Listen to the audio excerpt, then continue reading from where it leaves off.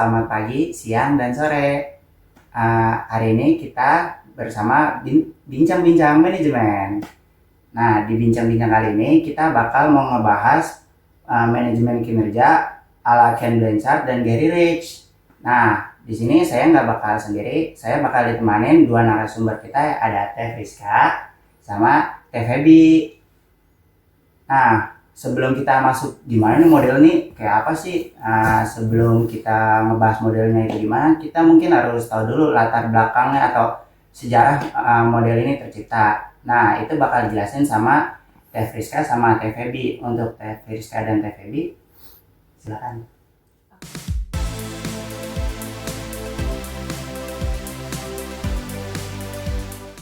Mungkin untuk di awal kita perlu tahu dulu kali ya siapa itu Ken Blanchard, siapa itu Gary Rich, ya kan?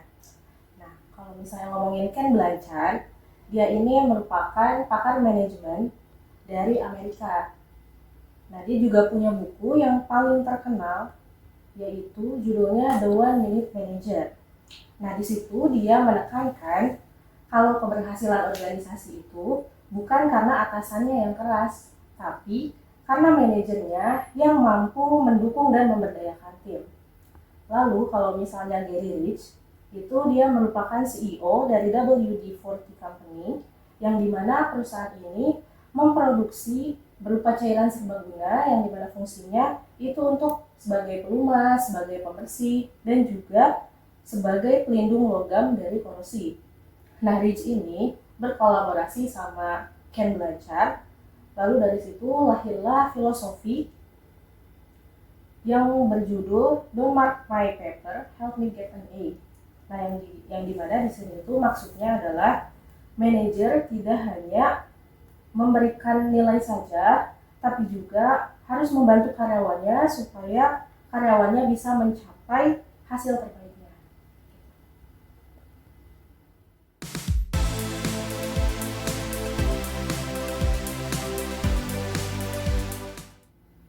Nah, teman-teman semua, tadi itu sejarah dan latar belakang dari model manajemen kinerja Ken Blanchard dan Gary Rich. Nah, untuk selanjutnya mungkin kita pengen tahu gimana sih pengertian manajemen kinerja Ken Blanchard dan Gary Rich ini, dan juga filosofinya, dan juga gimana kalau gaya kepemimpinan tuh ada di model manajemen kinerja ini.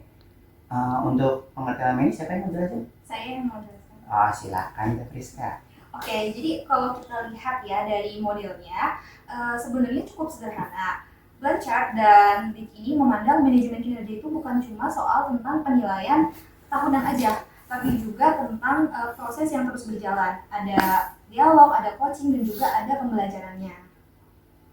Oh, jadi bukan cuma nunggu kayak laporan atau evaluasi buat akhir tahun gitu ya? Iya, bukan. Karena itu juga masuk ke dalam 3 prinsip utama. Yang pertama yaitu ada partnering manager, yang dimana itu berperan sebagai mitra tim. Yang kedua ada feedback proaktif, yaitu yang evaluasi dilakukan secara rutin, tidak menunggu akhir tahun. Lalu yang ketiga ada orientasi pembelajaran, yang dimana tujuannya bukan hanya berorientasi pada angka, tetapi juga gimana tim bisa berkembang. Oh iya, penting juga nih kita bahas situational leadership ya dari Blanchard ini. Nah, intinya gaya kepemimpinan itu, khususnya di situational leadership ini, itu nggak bisa satu pola untuk semua. Pemimpin harus bisa fleksibel sesuai dengan kondisi tim yang ada. Nah, di sini ada 4 aspek nih. Yang pertama itu directing.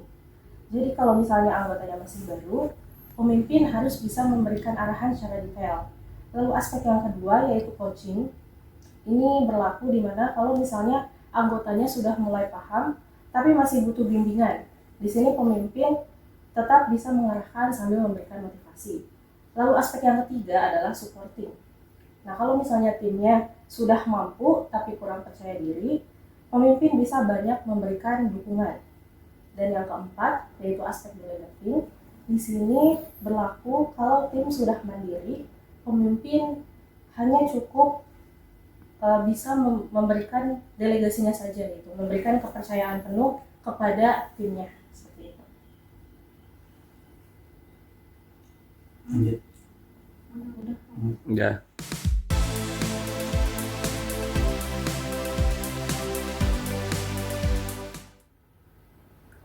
setahu saya di model kinerja ini ada tahap-tahapannya ya. Betul. Kalau boleh tahu tuh tahapannya ada apa aja ya?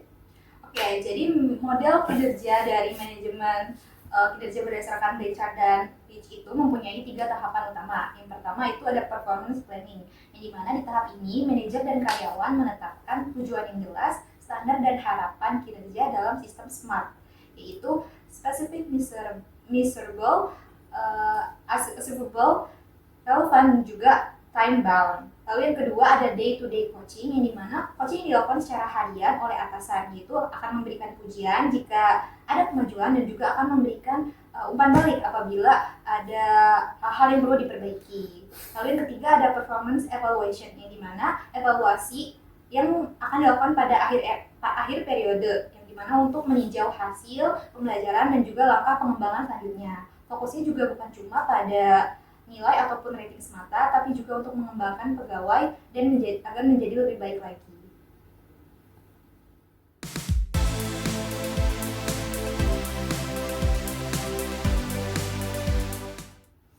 Oh iya, tadi kan Gary Rich itu CEO dari WD40 ya. Nah, kalau di perusahaan WD40 itu diimplementasiin gimana ya model kinerja ini? Oke, kalau misalnya di WD40, model ini dipakai secara serius dan berkelanjutan. Setiap tahun karyawan itu membuat 3-5 target dengan metode SMART. Selama setahun manajer memberikan coaching harian, dan juga di setiap kuartalnya manajer dan timnya itu melakukan review secara dialogis. Nah, hasilnya luar biasa. Kepuasan karyawan itu berada di atas 93%. Dan lalu dari sisi bisnisnya, pendapatan WD40 naik sebesar 15 hingga 20% per tahun selama lebih dari 1 dekade. Wah, gede juga ya peningkatannya. Mungkin itu saja. Mungkin sebelum kita untuk menutup bincang-bincang manajemen untuk hari ini, mungkin saya bakal bacain kesimpulan tadi yang udah kita bahas, yaitu model Blanchard dan Rich ini nunjukin kalau manajemen kinerja yang baik tuh bukan soal atasan yang kontrol timnya, tapi gimana atasan atau manajer itu kayak nggak cuma mitra doang, tapi juga sekaligus mentor yang gimana tuh dia ngarahin gimana biar anak buahnya benar gitu, nggak cuma asal cuma ngasih nilai doang gitu. Ya, tepat sekali. Jadi model ini bukan cuma sebagai sistem manajemen kinerja aja, tapi juga tentang gaya kepemimpinan. Jadi kalau misalnya atasan bisa fleksibel sesuai dengan situasi dan kondisi tim yang ada, kinerja tim juga pastinya bakal lebih maksimal. Setuju banget. Dan konsep ini tuh relevan banget buat kita nanti di dunia kerja, karena akan membuat lingkungan kerja yang sehat dan juga produktif. Oke teman-teman, mungkin bincang-bincang manajemen hari ini kita akhiri sampai sini saja. Makasih untuk Teh Febri, Teh Friska. Makasih buat teman-teman yang udah nyimak dan diskusi kami. Sampai bertemu di video selanjutnya. Semoga diskusi ini bisa bermanfaat bagi kita semua. Sampai jumpa di episode berikutnya. Dadah!